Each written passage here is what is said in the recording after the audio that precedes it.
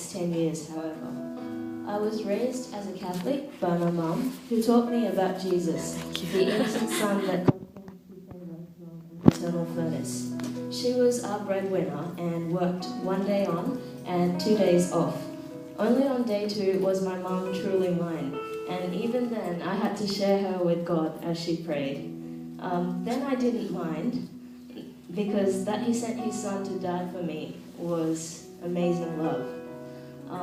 From 8 onwards, my father started spending more time at home.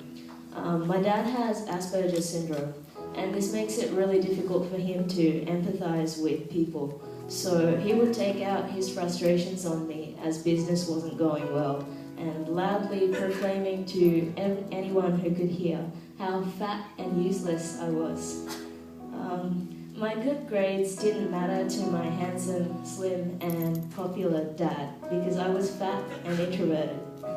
I thought he must hate me because he never wanted to talk to me unless he was ordering me around or I was massaging his feet. God did bless me at that stage with 3 amazing girlfriends, and we're still close, but 2.5 years later, my mum got a job in Australia. Her prayers were answered. Here, though, I had no one to confide in, and gained about 20 kilos in the first year and turned to an eating disorder to manage my weight. I would comfort eat every time my father would find fault with me, and then I would force myself to throw up. This then went on for the next however many years.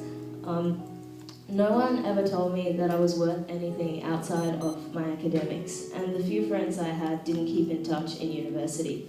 Here, I did find God in a church, and I accepted that I felt His presence, that it was real, but He took a backseat to good grades, financial independence, and my atheist boyfriend.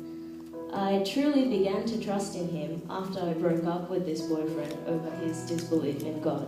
I entered Hope Church in 2011, and I instantly felt safe and secure. It was here that I felt supported to truly discover God's heart, and I felt Him move so often. I really praise God here.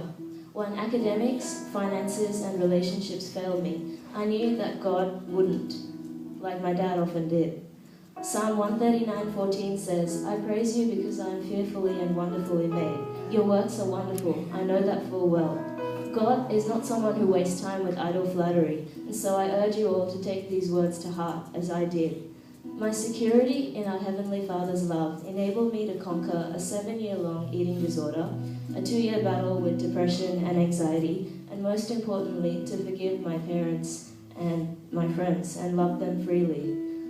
Through prayer, my dad is now someone who tells me he loves me, and that's the best thing of all.